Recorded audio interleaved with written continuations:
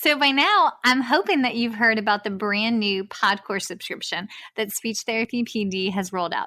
For $79 a month, you get over 175 hours of ASHA continuing education with 19 new episodes a month.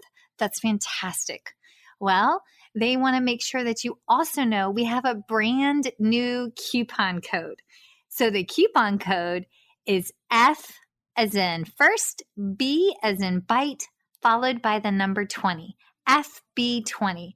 And that brand new coupon code will give you $20 off the PodCourse subscription. So you get 175 hours of continuing ed plus an average of 19 new hours a month, all for $59 a year. And we cover everything from early intervention to schools to adults to ethics. So be sure to type in F as in first, B as in bite, and then the number's 20. Enjoy your coupon, or as my kinfolk say, enjoy that coupon.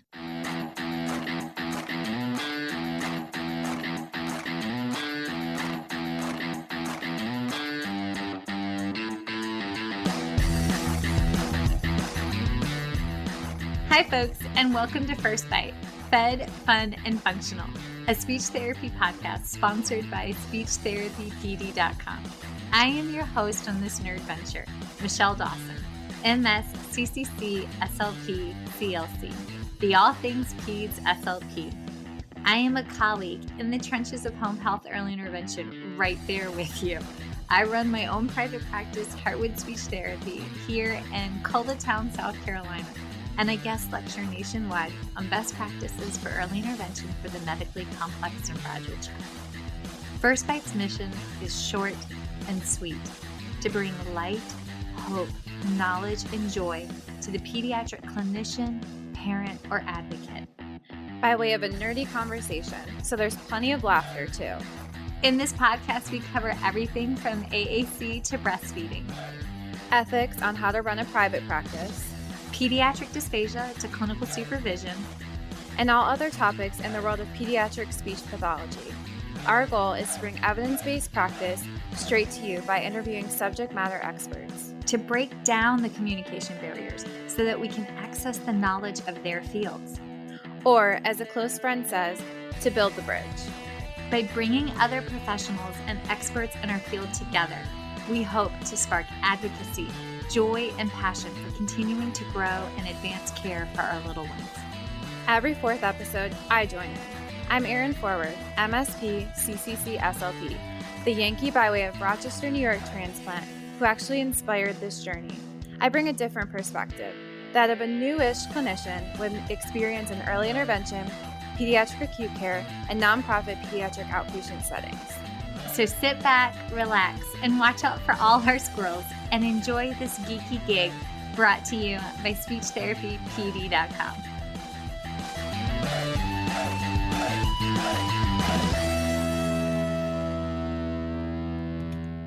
Hello, everybody. Today, I have the most fabulous treat for First Bite, and I am truly honored and humbled by the blessing that is this next hour. All right, so let me give a little bit of a backstory. A while ago, my sweet friend Sarah Brashears, aka Short and Sweet Speech from the Instagram world, she reached out and asked me to volunteer with the Dysphagia Outreach Project. I said yes immediately, but I told her I needed a moment to catch my breath and wrap up edits on Chasing the Swallow. And most importantly, ponder what I could do to shine Dysphagia Outreach Project's light. I seriously gave it a lot of thought. What can I do to spread the word to the world about what this phenomenal nonprofit has to offer our patients of all ages, their caregivers, and our fellow colleagues? Well, late one night, maybe kind of truth be told, like wicked early one morning, I thought it through. I can share their mission with the world through my Blue Yeti microphone. That's my superpower. That's my contribution. So ta-da! Y'all, I messaged Sarah back. Honestly, it was probably 5:45 in the morning because I couldn't wait any longer. Thank you, ADD. And this idea bloomed into fruition. Here we are today. So let me lay it out. In honor of Dysphagia Awareness Month, the Dysphagia Outreach Project has pulled some of their phenomenal leaders together to share their knowledge with the world in hopes of raising awareness about dysphagia across the life continuum, as well as raising awareness regarding the dynamic work that Dysphagia Outreach Project does every day for individuals of all ages with dysphagia. And y'all, they're going to do that through a podcast mini-series. I have the honor of interviewing women that are steeped in evidence-based practice in their respective areas of concentration, and each episode is dedicated to just one topic, such as NICU, craniofacial disorders, CVAs, neurodegenerative dysphagia, and the list goes on. Y'all, this June will serve as an inspiration and a gift to countless folks for years to come. And I am thrilled to play my small, joyful, comedic sidekick part. But that gets us back today. Today, we get to find out the history of the Dysphagia Outreach Project and how it even came to be in the first place. Y'all, I'm like sitting at the Council of Elders, like all the wise folks in the room, and I'm like, my heart's racing. So huzzah. Without further ado, please allow me to introduce today's guest. All right, hang tight. There's a lot of them. And I'm thinking that when each person gets their chance to share why they volunteer, that they will also have a moment to share their area of focus too, and why they're compelled to be here, why this is in their hearts, because every single person here is a volunteer. No one receives income for Dysphagia Outreach Project. Every one of their volunteers on this board being interviewed today just gives freely. All right, so the guest lineup includes Ali Materis, Amanda Weisberg, Allison Ware, Jessica Lasky, Hillary Cooper, and Michelle Caffaro. I got it right? Did I get everybody? Huzzah, I hope so. Yep, you got us, yeah. Yay, okay, perfect. Okay, so Hillary, let's start with you, ma'am. Take us from the top. Wasn't this your idea originally? So yes, it actually was. And it kind of all started, I'm an adult dysphagia focused SLP, and I live in Louisiana, and I had a private practice where I was contracting with a home health company and an outpatient as well. And I noticed that a lot of my patients were being discharged from the hospitals with orders for thickened liquids or pureed foods and didn't have the supplies that they needed to be able to be successful with those diets in the home environment, whether it was affording thickener or even things like blenders. And I found myself doing what any number of us, like I've asked thousands at this point of SLPs, how many times you've purchased things out of your own pocket for patients. And we've all done it. So yes. I was also, one of those people who started carrying, food choppers and blenders in my trunk because it was such a common occurrence for me to have to give them to patients because they couldn't blend their diet. So I started looking around to see if there was a local food bank or any other organization that could provide these things that our patients needed. They kind of fell between the cracks. And what I found was a big giant nothing, that there was no resources out there for these patients who could not afford the materials they needed to be safe at home. So I went to Teresa Richards' Inner Circle Leadership Academy event, and I got the courage to speak this vision out loud in front of a group of just phenomenal, amazing leaders in our field. And when I said it out loud, everybody was so excited and they jumped up and down, and we literally just like the energy in the room was like static, and it was just amazing. And that's how the Dysphagia Outreach Project was born. So I brought on Jessica Lasky and Michelle Caffaro as my sidekicks to help get the really grueling part of the incorporation and all of that background work. And then together, the three of us put together a phenomenal board, which is just, it boggles my mind how much talent we have in our organization. And, as we've grown, we've brought on additional volunteers, and, we have various teams and such. And, it's just continued to grow from there. That's absolutely amazing, because how many times professionally or in our day-to-day walks do we see a problem and you're like, you take note of it, but you truck on, right? And my dad, I am my father's child, except I get my mustache waxed. Otherwise I would look just like him. But he said, if you're going to fuss about a problem with one breath, in the next, you have to work to resolve it. All right. That's the G-rated version of what my father says. But you did that. You recognized, you processed, and y'all were able to create a solution that is literally changing people's stars across the country.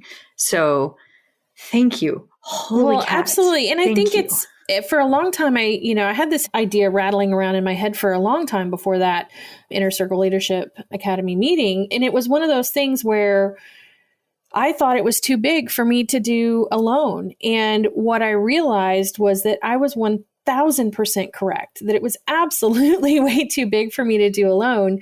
And the only way to make it happen was to bring in amazing people who were just as passionate about that problem and that cause as I was. And that is something that I think is probably the best thing I've ever done in my career is, aside from all of the businesses and everything else, this is like the thing that it doesn't pay me any money, but it brings me more satisfaction and joy than anything else because of the team and the people that we've brought into it and the amazing friends that I've made through this process and how much passion they see the same problem and they bring their passion into it. And every single volunteer that adds their energy, just like you, to this cause makes it even bigger and better. And I think that just humbles me and it's a wonderful thing to watch grow.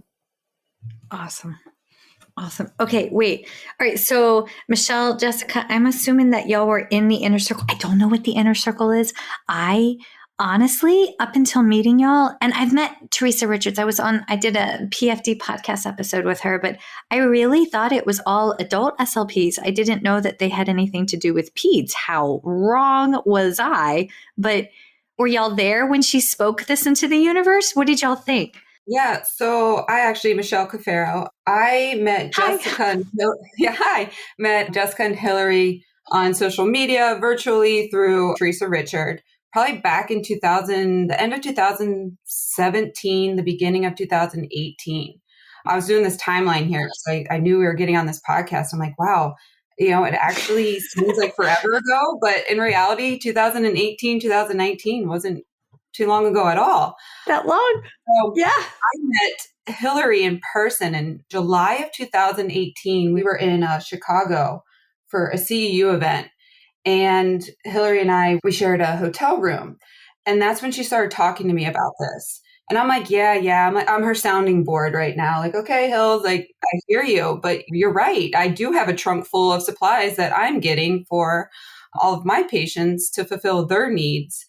So after that CEU event, we went home, we kept in touch, and she kept talking to me about this vision that she had. And then we met again in person at this inner circle. And that was February of 2019. And I think Hills, as she said, she was so inspired by the event, what was all taking place. And she slept on it that night. And she woke up the next day and she's like, you know what, Michelle, like, I'm surrounded by so much positivity and she's like, I'm ready to share my idea. I'm ready to share this vision and I want to roll with it. And so that's when it really started to kind of come to fruition. And it was then again, when was that? May of 2019 is when I met Jessica and Hillary at another event that Teresa was hosting. And the three of us got together and then with Jessica's innovative mind and all of our minds together, we were just like, Jessica's like, let's throw in this education component and this journal club. Let's do this. Enough talk. Like, let's actually make this happen. And that's when we started actually file for the 501(c) was probably, what would you guys say? End of 2019? Mm-hmm. It was certainly a process getting incorporated in Louisiana and then applying for our 501(c)(3) as well. And we got that just March of 2020. So we haven't really been around very long, but we've grown tremendously because of all the support behind this mission. So you're telling me that this was officially founded as a nonprofit right as the pandemic decimated everybody's access to all of their supplies, to the normal resource route, which we all know is very, very limited on a good day. But how amazing is it that like God laid that all out right then and there? Also, I think it's interesting. It's the same week we got our 501(c)(3 approved was the same week that my fees business shut down because of the pandemic briefly. And, I think it was just an up and down kind of roller coaster week in knowing that the Dysphagia Outreach Project was moving forward in such a good mission and the need was so intense with the pandemic is what mentally kept me sane through the initial part of the pandemic during the initial lockdown, where there were so many questions about, is my business going to survive? Am I going to, go financially into ruin? Am I going to get sick and die? Am I going to lose family members and all of these things? And helping throw, the hours that I would normally throw into my business, I threw them into the Dysphagia Outreach Project. Jessica and Michelle did the same thing. The three of us just poured our energy into the Dysphagia Outreach Project during that period of time, and it just exploded. That's amazing. I feel kind of guilty, like I single-handedly caused the pandemic because I managed to, on Friday, March 13th of 2020, get my husband to go to a ballet with me. And I'm pretty sure hell froze over, and that's what caused everything, and carried that burden on my shoulders for a really long time. But it was a really good ballet. And then we went home, and that was our last outing. And it took 9 years of marriage, but we made it. Sorry, comedic, but true. Okay. All right. So you guys spoke this in. Now, Jessica, they referenced you as being the person that put the dream on paper and growing it. So where did you come into this mix? Well, it's interesting. I think all three of us, we had this idea. Hillary had the distinct, she knew exactly where she wanted to go with this. And then I think my role and what I'm really good at is kind of sitting us and stopping us and thinking of things more methodically of okay, what are the first steps? How do we map this out? And then I was like, well, if we're going to do this food bank and we're going to do all this outreach, you have to educate people. You have to provide education to families, to patients, and to all of our colleagues. And so that was kind of my big role within this was I wanted to make sure that we weren't leaving out the educating and the advocacy component of this mission because we wanted to provide items and things that, funny enough, we all have these stories of I have 10 EMST devices just sitting right beside me and all these different things things that we give to our patients. But then, something that can be sorely lacking is accessible education that is given to patients, families, caregivers, and even our colleagues at a level that is useful for them and in a manner that is useful for them. So that was, I think, one of my big contributions was, really kind of focusing on that end of it. And then Michelle was our rock star and agreed to really step up and help do a lot with the food bank. Actually, she is the person that actually ships everything out to everybody all around the country. And, Hillary had the vision and the fortitude to go ahead and actually get the whole company put together and make sure that, we were doing things by the book, so to speak, and we weren't just kind of running different directions. Okay. Wait, can y'all talk me through the food bank? Because, oh my God, holy crap. I got so many questions. Okay, so the food bank, I'm imagining a dream come true warehouse somewhere in Kansas. That's just because Kansas to me is centrally located and that's pretty much, I've been to Topeka. Beyond that, I don't know much. And Wichita, I think I've been to Wichita, not 100% sure. But I'm imagining this giant warehouse filled with everything from maroon spoons to real food blends to Dr. Brown's bottles to transitional savories crackers to what's in the warehouse. You're not far off. I'm going to actually let Michelle talk about this one because she has the magical warehouse. Yes. Yeah. Where is it? Is it in Kansas? Pretty much what you said, but located in Cincinnati, Ohio. Oh, so it's cold there, sweetheart. Yes.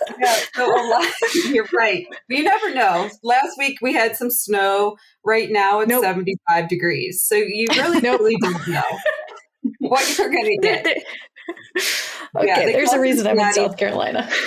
Yeah, Cincinnati, they call it the tropics of Ohio because it tends to be the warmer part. But you never know what you're going to get. Okay. So you kind of nailed that. It is cold. So that what we have to do with our warehouse is I am VP of operations. So my biggest responsibility is kind of seeing the behind the scenes of the food bank. So in our warehouse, again, I make sure that everything that we do receive product wise is, we're able to use it. We don't accept anything that is previously used. So I closely look at packages, look at the expiration date. We have to track inventory very, very closely. Yes, ma'am. Yes. So those who don't know much about the food bank, what we do is we provide tangible assistance to low-income individuals. So that is thickeners, pre-modified foods, therapy tools, oral care supplies, adaptive equipment. So we have a good amount of inventory right now, and we are constantly growing. And again, as previously mentioned, we started at the beginning of 2020, and it has been incredible the amount of donations that we have received as far as some products. So I think it's interesting that in 2020, when we started, the food bank was initially a shelf in my office. And we grew, when did we switch it over to you, Michelle? We grew pretty quickly to where I was like, oh no, this is too big. They want to ship us pallets of stuff. And I don't have room for pallets in my office anymore. I will have no place to sit. So when did we ship it all over to you and shift it? I think we started the shift the beginning of the summer. So June, July, and then officially everything was kind of in my possession in Cincinnati, Ohio come September, October. Wow. So that quick. And I think it's a testament. Again, I cannot say it enough. It's people who hear our cause, see what we're doing, and they just, see the need. We all see the need. If you treat dysphagia, you see this need. And, it resonates so strongly with SLPs and families who are in need. And in the midst of the pandemic, when other nonprofits were shutting down, we exploded in growth. And I don't anticipate that that's going to change at all as we, continue to help people. So, what Michelle's doing over there in the warehouse in Cincinnati is just phenomenal. It always gives me chills when she sends pictures and videos of walkthroughs of where all the product is. And, when we receive, a pallet of thickener from Simply Thick, or, we ordered boxes and pallets of supplies to be able to ship things out, and just to be able to say, oh my gosh, we have a warehouse. That's, thankfully we have a wonderful donor who's donating us the space, and that's phenomenal. And so we're beyond. Everything that we do is because of donors. It's because of people giving to us. We're not purchasing, except in rare occasions, things for our recipients. These are things that are given to us freely by, different manufacturers and companies. And, they hear our cause and they're like, oh my gosh, there's such a need for that. So, and then SLPs send us stuff all the time. We have received things from sweet family members who've lost someone who had thickener left over, and they sent us the thickener, and those just, we could receive pallets in those little packages with, a heartfelt letter saying that, my loved one passed away and can't use this anymore. So I donated it to you guys. Those just, they get me every time. Heart. Yeah. Right in the heart. Okay. So unsolicited idea, I would think it would be really, really wicked cool at ASHA this year if you guys were to have like an event night, like a ticketed event night, because, and I mean, you could do it as like a donate this, or we're in need of this kind of thing. And then, I don't know, dinner, drinks, and meet DOP. Like that would be so, now I don't know how you're going to transport it from Washington, DC to Cincinnati, but I'm just putting that in the universe. Maybe somebody rent like a U-Haul truck and like, or get one donated. I'm sure we can donate. Somebody somewhere listening is like, I will donate you a U-Haul truck. Please, please do. But like, that would be so much fun to have that opportunity to like, I'd love to get to meet y'all in like person. I mean, I'm vaccinated and I'm a hugger. If anyone out there is listening and feels called to help us donate, to make something like that happen, we would be glad. We do try our best to keep the majority of our funds towards the cause. So, I don't know that our board would necessarily approve us just having wine and dinner. Well, it could be a BYOB thing. We could do it that donated, way. We would be happy to do something like that. Absolutely. We try to be really conscientious stewards of the donations that are given to us. That's awesome. Well, I second a BYOB and a donation kind of thing somewhere. Yes. Also, I happen to know my husband and I ran away to Washington, D.C. for our honeymoon because we are that nerdy and hit up all of our favorite museums. They have the International Spy Museum, which is fantastic. So everybody that's going to D.C. in November, you can they'll turn you into a spy in costume. It's wonderful. It's perfect. Okay. All right. So we have all of those donations. Now, is there an application process that the SLP has to go through, or is it something that the patient has to fill out in order to be a recipient? Yeah, so it is right now online on our website, and there is an application process. And again, it has to be online. And this is for tracking purposes. We have an incredible team. Our director of operations has developed this amazing platform. But once you do apply online, there is some criteria that you do have to make sure that you do fill out. And we need to have some supporting evidence. You do have to have a diagnosis of dysphagia from a medical professional. And once the application is filled out online, we do get alerted, and our team then processes that application. So they contact that recipient. So it can be an SLP. We do have multiple SLPs who fill out the application for a recipient. We have doctors filling out this application, family members filling out this application. So anybody can. But once the application is filled out, we do contact that recipient because we need to confirm who they are, where to ship this product to their house, what their contact information is, and we confirm what that product is that they are requesting. Because sometimes they might accidentally request something, but that's not really what they meant. So we have a team that it takes probably a few days of back and forth conversation just to confirm what everything is. And then once everything is approved and all the information is confirmed, I then ship out that product from the warehouse. Now, generally speaking, we try, depending on what the product is that they're requesting, we try to ship out at least a month's worth of product in the event that it is pre-modified foods or thickeners, and as well as an oral care kit. So every recipient also gets an oral care kit. Because we know how important that oral hygiene is in preventing aspiration pneumonia development. So we educate our recipients in that. Lifespan. Absolutely. Yes. So we have pediatric and adult oral care kits that we send out. Oh, that's fantastic. Oh my gosh. How did I honestly, I feel like I just found, I know y'all are newer, within the last year, but I feel like I just found out about y'all last fall. And I was practicing under this misinformation that it was adults only. But Hillary, when you and I had a conversation earlier, it blew my mind that you were saying that, most of the first requests were from peds? So yes, and Michelle can give us more of the current numbers, but when we started it, we anticipated a strong adult need, and the reality of what actually happened was that all of these adult SLPs created an organization that serves approximately 90% peds. So, as you're saying, it blows your mind with this, working with adults, and we don't, do anything with peds, all of that. I'm like, oh my gosh, no, it totally has opened and broadened my horizons with pediatrics.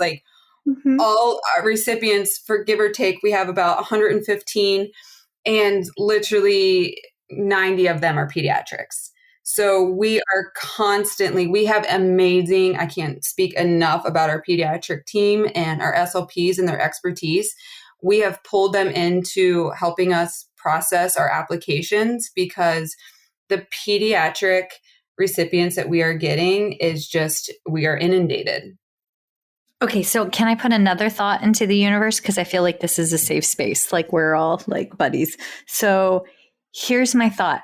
One thing that I regularly, and I know Allison's on here, and Allison's also peds, but I feel like one of the pieces that I run into all the time is a lot of my patients have, when they get the diagnosis of celiac disease, there's a huge misconception as to what celiac disease is. And people think going gluten-free is a fad diet. It's not a fad diet. And right now at a national level, SNAP and WIC don't necessarily approve gluten-free options. So that significantly prohibits what our patients that have a PFD and have a comorbidity of celiac disease have access to when they have lower socioeconomic status. So here's my thought process. That can't be fixed at a state level. Trust me, I tried. I found out it's a federal policy. So maybe with like the advocacy outreach branch, we could partner with a couple other associations. I say we, I'm just like throwing all of this out there to get that fixed, because like that's a problem. That's a huge problem where we don't have a policy that jives with current best medical practice. And I know there will be a lag time, but we have to fix that. And absolutely. And that's what Jessica Lasky's team is, so I'll defer that to her to respond, but that's what the education team or the side of the organization is doing is, working on addressing some of those issues and raising awareness of them. Yeah. So, we pediatric feeding disorders, because I am an adult speech pathologist, I'm learning as I go. And thank God I have the best people around me that know so much. It's every day we have people that'll reach out to us with, like you said, they have different diagnoses, and there's not a lot of support out there within the communities to help these children. Celiac is a great example, or even just, the babies that are coming out of the NICU and they're very misinformed on how to give their baby nutrition and how to thicken and what to thicken with and all of those different things. And so because we are still in our kind of infancy of advocacy and putting out education, we're starting by making a lot of educational handouts that will help parents advocate for what they need and have the words that they need to be able to use to speak to their physicians and to speak to other people to advocate for their children to get what they need. Our end goal is eventually to go into sort of advocating at more of that legislation level. But right now we figured the quickest way is to help parents have the words and have the education to know how to advocate for their children. Because when we have parents reach out, like, this is a systemic issue, but they're just not necessarily given the best education within the hospital, or they're overwhelmed. And then they come out and they're like, oh my gosh, I have this tiny, tiny human that I need to give sustenance to, and I have no idea how to do that.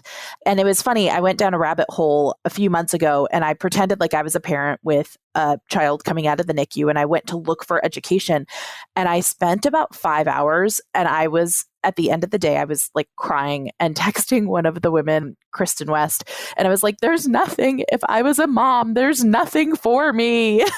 Yeah. And so that's where we started. And actually, we're getting ready to launch a whole host of handouts for parents to help them figure out how to advocate for their babies.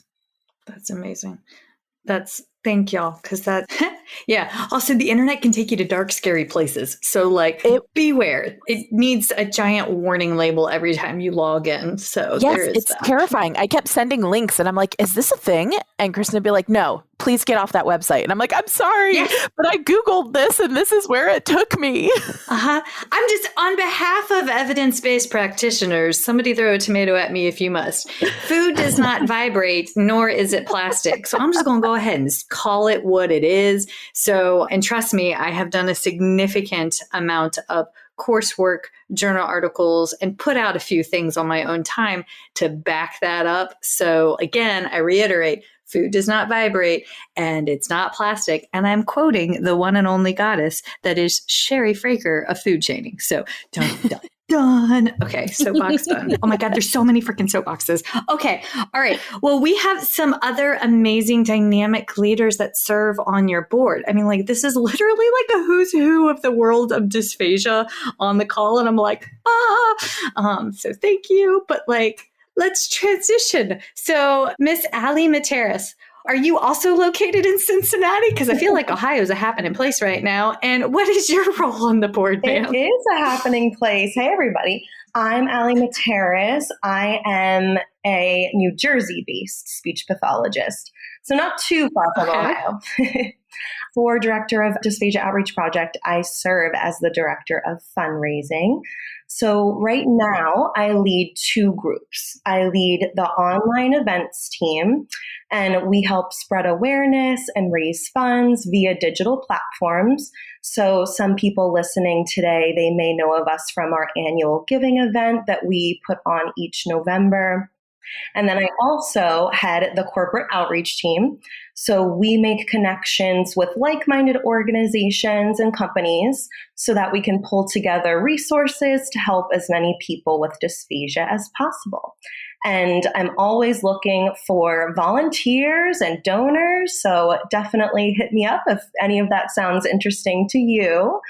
So how did I get involved with Dysphagia Outreach Project? Yes. And I want to know, are you peds or adults or both? So I am an acute care-based speech pathologist. So I typically, all the time, I always see adults. And especially in my mobile fees business, I see patients in the SNF all the time. So definitely adult-based. I feel like this is like I scope you and I'm on the inner circle club here because like all you people do the scopes and I'm like, nope, there's too many boogers in there. I ain't going nowhere near that.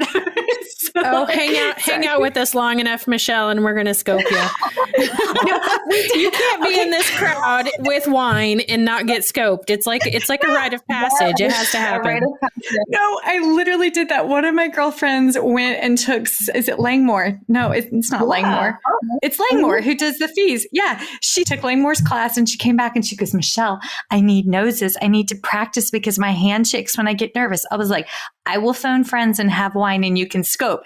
And we did at the house. And that's how we turned out that I broke my nose waiting tables at Ruby Tuesdays because I had a plate full. Somebody went to Ruby Tuesdays and ordered hot tea. People, we don't do this. This is a stupid decision. But I kicked the door open. The door bounced off a lady's butt because she was bent over on the other side of the door and I didn't know it. And the door flew back and shattered my nose. So my nose is crooked because I broke it on a door on a lady's butt, but I didn't break the teacup. I kept onto the tea. So kudos to me. Priorities. Yeah, priority. It was called Burn Me, but yes, but there we go. They were scoping in wine, and that's how they were like, "Ooh, you really need to get your nose redone." I was like, "Yeah, no, it's good, we're good." But yes, we can repeat it on the other side. How about that? I'm sorry, squirrel. Okay, back to you, Miss Allie. So you too are a fees person, inpatient, acute adult. I love that fees initiation story, Michelle. It's hilarious. So why did I get involved in Dysphagia Outreach Project? So at the time of the start of Dysphagia Outreach Project, I was working full-time in a skilled nursing facility. We actually had great resources there, particularly for physical therapy and occupational therapy, their equipment, their beautiful gym, their home exercise programs, and outpatient therapy, all those things. But they offered very, very little resources for people with dysphagia, especially once they left our skilled nursing facility. So that led to years and years of multiple readmissions, with the primary diagnosis being, aspiration pneumonia, dehydration, malnutrition. I felt so guilty. I felt that something had to be done. I just did not know what I could do as just an individual speech pathologist with patients with tons of needs. So at that point, Hillary approached me to work with Dysphagia Outreach Project. Once the whole concept was explained to me, I thought, wow, this is the answer. This is how we're going to provide meaningful assistance to people with dysphagia. Since then, I felt really very fulfilled, and I feel so good being able to give that tangible and reliable resource to suggest to people who are constantly, I'm finding, in need. So that's how I started in with Dysphagia Outreach Project. And I do, if we have time, I do have a little success story as of late. Is this a good time to start? Yes. Okay. Yes. So I spoke about my SNF days. I now work at a local hospital part-time. I've worked there for about a year and a half now. Like clockwork, about every 3 months, a particular patient is readmitted with malnutrition and dehydration. Now, he is a head and neck cancer survivor. He has lots of comorbidities. Because of this case history, every time he's readmitted, I advocate for a modified barium swallow study so that we can see everything that's going on. So thankfully, each time there isn't much of a change in swallow kinematics, but he still prefers to consume primarily pureed foods, just from a comfort perspective. So during my patient interview with him, and keep in mind, this is probably the fourth one in about a year, I realized that my patient didn't have the tools that he needed to actually prepare the pureed foods at home. So here I was in the hospital encouraging a pureed diet per his preference, of course, but completely glazing over the fact that this patient didn't have the resources that he needed to maintain his nutrition at home. So a few months ago, Dysphagia Outreach Project was able to send him a NutriBullet because he, fit the application description, send in his application. And you know what? I haven't seen him back in the hospital in several months. I'm knocking on wood. I actually called him this week to check up on him, and he sounded so strong and so happy. And he said that he was finally able to provide himself with the nutrition that he needed because of the materials, the NutriBullet provided by Dysphagia Outreach Project. So that was a huge success story that directly impacted a member of my community. And that is why I give my time to this organization. But that's why we do what we're doing. Absolutely. Okay, so I'm the queen of overshare, but every single night we say the exact same prayer. Put us where you want us, give us insight and understanding as to why we are there, strength and endurance to do the job that we have been called to do, like clockwork. Right? Yeah. But that's it. And y'all are the living embodiment of that. And that's pretty freaking cool. So I'm going to cry. Thank you. Okay. All right. Wait, there's a song. Thank you next. Aaron would kill me because I probably butchered it. But I do remember, I think that's about boyfriends, but this is not maybe a breakup. I don't know. Oh, yeah, no. Okay. I know Metallica, Dropkick Murphys, and Casting Crowns. So not. That's embarrassing. Yeah, I'm come on, man. We could go to Offspring. I mean, I can rock out so much. Wow, I'm definitely a child of the 90s. One day my children will find my embarrassing high school pictures of mommy with electric blue mohawk. But today is not that day. Okay, before I embarrass myself further, Amanda. Hello, dear friend. How are you? Amanda Weisberg. Hello. Hello. And, it's so funny because, of course, now you're segueing to the Millennial Med SLP with that statement. So, wait, so you know who Ariana Grande is, then I assume, because she has the big ponytail, right? It's part of my job description now. Yes, with the split back ponytail. That's awesome. Oh my God, I love it. My name is Amanda Weisberg. I'm so happy to be here, and thank you for having us too. I'm an acute care SLP in Los Angeles, but in freaking 4 weeks, I'm moving to Dallas. So I don't know my left from my right now, or what is up and down. So that's currently where I am in life. But I am so happy to say that I am the Instagram team captain within the public relations team. I work directly under Sarah Brashears, who you mentioned earlier. And together we have a team for Instagram to, utilize that platform for social media. Yes. Wait, I just have to give you a shout out. You made a post a couple weeks ago that also, y'all, if you don't follow her, it's at Millennial Med SLP. Oh, gosh. No, you said something that was accurate. And it was, and I'm paraphrasing here because it was a very heartfelt post. It boiled down to the gist of we're putting information out, but again, trust but verify. And remember that this is not advice that's to be given lightly, and it's not to replace medical advice. But it was just the succinct and joyful way that you delivered the message that was what stuck with me. Thank you. That was very nice. Also, I love it when you share pictures of your little one. Was that a fair synopsis? I mean, was that okay? That was okay, right? Yeah, no, definitely. And it's funny, even within DOP, I see the values that I'm gaining within, this organization blending into my own life. And so I feel like even Mhm. over the past, months or since September, since I've been a part of it, it's kind of grown into now shining through who I am. So I did, mention too, you post things on your personal accounts, right? That when you were younger, you would only approve if your mom could see it. It's like, I can post this if my mom can see it. And I had said too, don't post something that you wouldn't want your patient's mom to see, Yes. So Yes. just being sensitive to that. And, through DOP's Instagram too, it's the family, the patient, the caregiver, that is who we're trying to reach, or trying to reach other SLPs in order to have that word of mouth to the family, caregiver, and patient. So being sensitive and delivering information in that digestible way. And, I first got exposed to the existence of DOP last year through social media and the MedSLP Collective.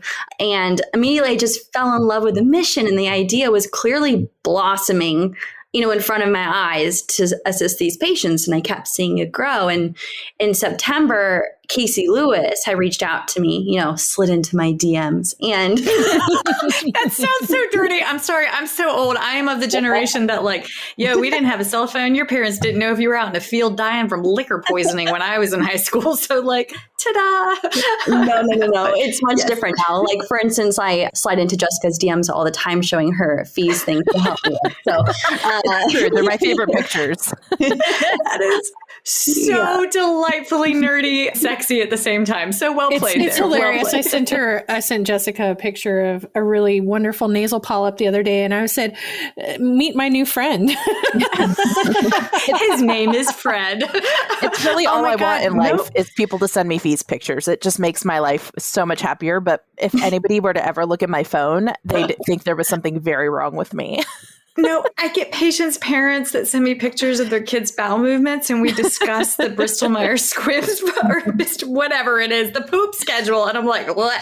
But a nose polyp, not my thing, y'all. I mean, I'm good with nasal turbinates, but nope. Oh my God. Well, okay. I got to be honest though.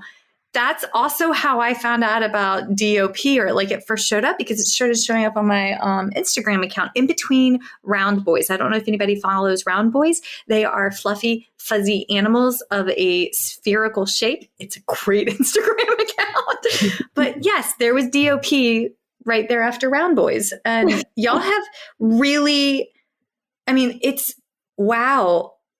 The presence has changed dramatically over the last couple months, and it's beautiful and it's uplifting. Thank you. Yeah. Also, it's aesthetically pleasing. I like the color pattern. I do appreciate the symmetry in the color pattern.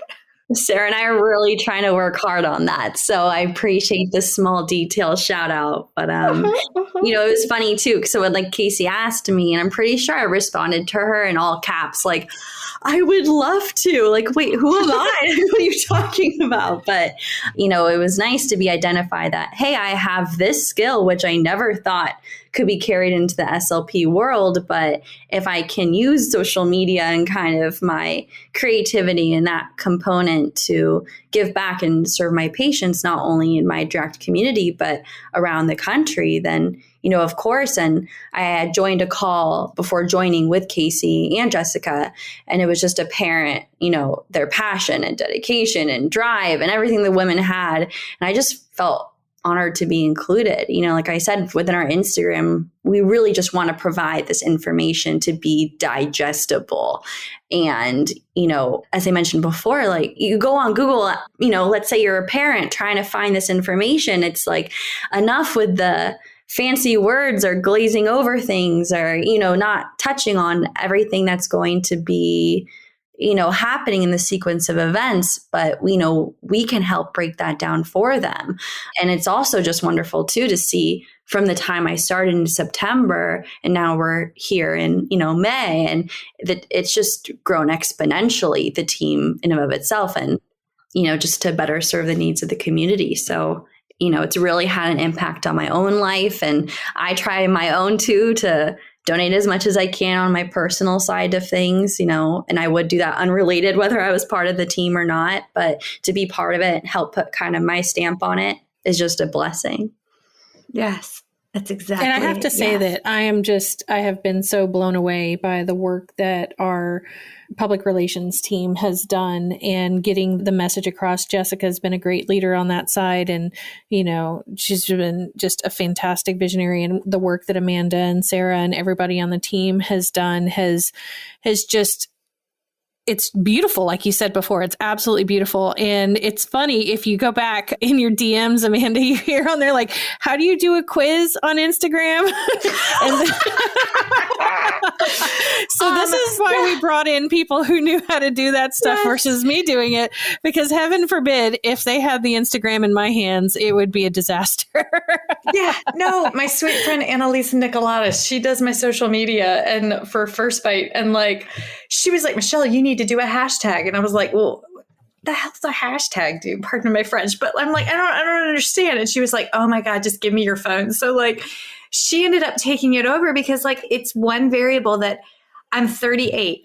I'm on the cusp between being a millennial and a Gen Xer, but I'm like that microcosm between, and it's too much. I don't understand. Like the first time I heard slid into a DM, I was like, is that a venereal disease? Do we need a vaccine? Like what is happening right now? So like, I mean, that apparently was the wrong response, but like, I don't like the tick of the talk. I'm out, dude, but I do enjoy watching a great tick of the talk. But I mean, normally it's like the funny, fuzzy animals, but I mean, I'm showing my age. I'm apparently an inner 80-year-old woman in a 38-year-old body. I don't know. My kneecap thinks I'm also 80, but like, so yes, Amanda and Sarah, we appreciate your contributions to the world of Instagram. I'm sorry. I'll behave now. I have to also, put a really big shout out to Casey Lewis here too, because she also spends so much time and energy and effort helping lead these teams, because while I have a vision of what I want to go out into the public, I'm exactly like you, Michelle. Like if I had to run my own social media accounts, like there would be pictures of probably lots of cats. Well, there's those anyways, and not much else because I know nothing. And so, Casey was doing our social media pretty exclusively. And then, we clearly needed to help and we needed to grow because this company has just flourished. And, I can't thank Amanda and Allison and Sarah and everybody that just gives these endless hours and amounts of energy, and they use their creative minds together. And it's amazing to see what we can accomplish when we all come together for just one collective goal.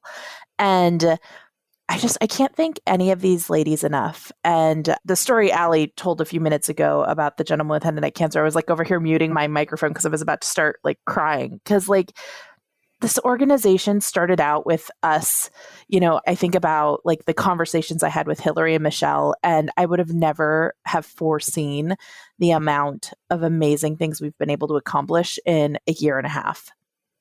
And I just, I want to take this moment to just thank all of you guys from the very bottom of my heart for everything that you do every day, because there's so many people that have been left behind, that fewer of them are getting left behind because of that. And I really appreciate you. Yes, absolutely. Well, the last guest of the day, I actually know because of the world of PFD. So Miss Allison Ware, aka Allison Smith, she was actually a guest on First Bite back in September. Allison, it was September 2020, right? Yes, ma'am. Yes, because you are in our world of EI. So hello, you're now a married lady. And yes. Wait, I just completely blanked on where you're from. Austin, Texas. Yes, there it is. Yes, keep it weird. That's the logo. This is the memory. Yes, I connected the dots. Huzzah. It's been a long day, folks. But hi, I'm so happy that you're part of DOP. That makes my, the world of EI is so misunderstood, and we're so much more than playing with toys and bringing in bags of stuff. And so you're putting evidence into our little world there, and that makes my heart happy. So yay. What do you do with DOP? Tell us all the things. Yeah, so I am the Facebook manager for DOP. I got involved with it originally because I saw a need for this mission in my area. I had a similar experience to Hillary where children were recommended thickener, but they weren't able to access it because of cost or insurance delays, insurance not sending enough product. I'm sure you see this as well, Michelle, or Yes. kids living out in the middle of nowhere and FedEx or Amazon can't find their address, so then they just keep on driving. It's a whole thing. Or another issue I was seeing were kids were being recommended inappropriate thickeners for their age or what was attempting to be thickened because, you know, we love our pediatricians, but sometimes they don't know all the things, and that's okay. That's what we're here for. So I had families using rice cereal to thicken breast milk, which we know doesn't work. Or, you know, I had an infant on a cornstarch-based thickener. I think I just heard Hillary have a minor stroke whenever I said that. No, I remember that when I first met you, you reached out and you had a family using yogurt, I believe. Was it yogurt as a thickener? Yes. Yes. Yeah, all the things. I've seen a lot of really innovative ideas, and it's not because, you know, the family are, you know, not the parents are bad people. They're just misinformed sometimes, or they were told that by a physician or a nurse or someone on Facebook. There's a lot of misinformation out there about pediatric feeding and swallowing, unfortunately, but we're hoping to change that one Facebook post at a time. Love it. So yeah. It's so pretty. Y'all, I'm on there right now. And I mean, I appreciate the color coding and the schematics and like all of that work that goes behind it. I don't do it, but I can, the aesthetics of it. And it's also functional information. So with the color scheme and the logo, I will give a shout out to Michael Kurtz from Design from Scratch Concepts. He helped us develop he donated his time to help us develop our logo and our color schemes and everything. So shout out to Mike. Again, everything that we do is been donated to us. So including that beautiful, you know, color scheme and logo that we have to the hours that went behind filling it out and making it beautiful. Everything's volunteer. That's amazing. Okay. So Allison, are you selecting content? Like fill me in on those micro details. Yeah, so I run the Facebook page, and the goal of the DOP Facebook page is to share evidence-based practice by completing literature reviews. So originally back in June, it was just Casey Lewis and I creating all this content, and we realized very quickly that the two of us could not do it all. So our team has grown from 2 to, I believe, 12 within the last 11 months. But our Facebook team is 6 amazing SLPs from all over the country. Most of them are adults. So I've been learning a lot about adult dysphagia, which is great. I'm becoming a little more well-rounded. And every week we scour the research and find up-to-date articles that can apply tomorrow to someone's clinical practice. We write a short, digestible literature review, and we just created a tab on the website where all of our literature reviews will be found. So we just posted our first one on there last week, which is really exciting. And we cover research from birth to end of life to make sure that we're supporting all of our fellow SLPs. That's fantastic. I'm sharing it while we're talking. Look at me multitasking and sharing that out. But y'all, they've got everything in there. They've got PFD, head and neck cancer. Now, what is the lives? I sound old just asking that. So do y'all do Facebook? What is a Facebook Live? I should backtrack. And is that just like where you have a meeting to discuss the journal articles? What all is this? Yeah, I think Jessica and Amanda, y'all have done those before. So I'll let one of you answer that piece. Yeah, so we do our journal clubs as Facebook Lives. So we will discuss different research articles. Typically, we pick either one article or kind of a theme, and then we'll discuss that. So we've done anywhere from pediatric research up to, you know, adult research. I had a great time. Amanda and I talked about the Yale Swallow Protocol. We've done a lot of different things, actually. And so once a month we get on, and for free, we just go over and go in depth into either, like I said, one piece of literature or a whole theme. And we have a really fun time while we do it. You know, we joke around, we talk, we try to be engaging and make learning, again, because that's my passion is learning. We try to make it fun because you know, we can all read an article at home, but if you could just sit down in front of your computer and feel like you're just having a girls' night out and, you know, learning something while you're at it, like, why wouldn't you do that? That's how I like to learn. So that's what this feels like right now, but I continue. Exactly. So that's what we do. And then we post them to a lot of the different big Facebook forums so that we can just, again, allow people to go at their own time or their own pace and rewatch those journal clubs. And then we actually, for Dysphagia Awareness Month, we're going to be doing a webinar where we have the amazing Raquel Garcia coming on, and she's going to talk about pediatric dysphagia head to toe.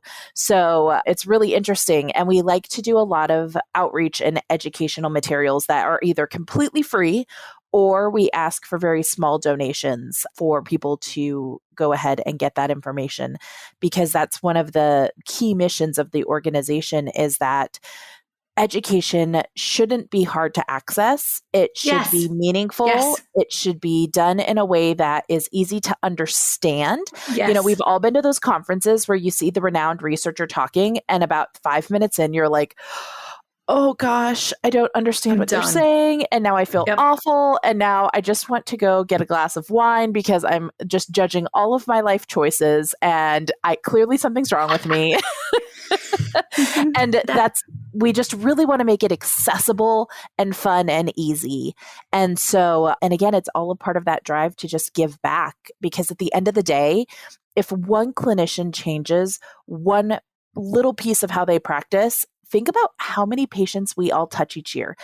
Thousands of patients could benefit from one clinician having learned to do something just a little bit better. And that's what drives my end of this organization, and the mission for me is that I can make little micro changes for people, and I can just picture how many human beings across the planet are positively impacted by that. I feel this in my soul. So First Bite was Erin's idea. She had it when she was my student, like a lifetime ago. And I pitched it to Darla, who's an SLP and she owns Speech Therapy PD. And, you know, that's the purpose. We can make this, yes, it's a CEU, but more importantly, we're putting free evidence-based practice out in a format that everybody can access it, because knowledge should be shared. And, the nerve that you just hit with that statement in a good way. But yes, absolutely. Knowledge should be shared. It should not be hoarded. It's not a treasure, because we have to remember our code of ethics. At the end of the day, we are called to do no harm. And if we're not continuing to grow, then we're doing harm. So, okay, we have run over. But I mean, who are we kidding? We all knew that we were going to do that. So yes. To each and every one of you, a heartfelt thank you. Hillary, is there anything else that you want to close this with before I give a closing call to action?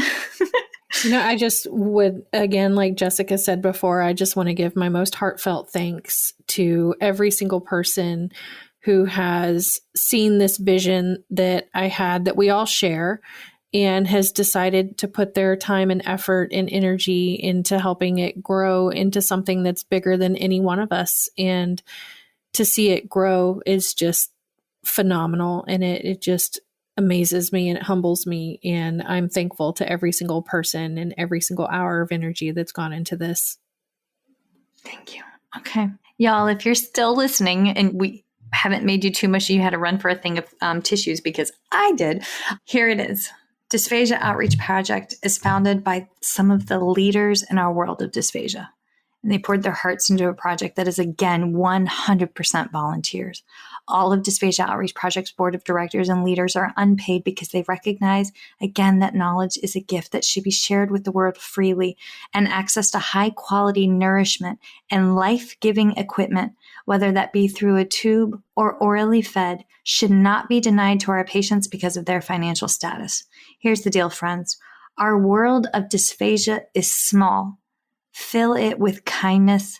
Do no harm. Give credit where it is due. Fill each other's cups spiritually, emotionally, and on a Friday night, join a journal club and maybe put a little something that'll bring you a giggle in that cup. But most importantly, volunteer.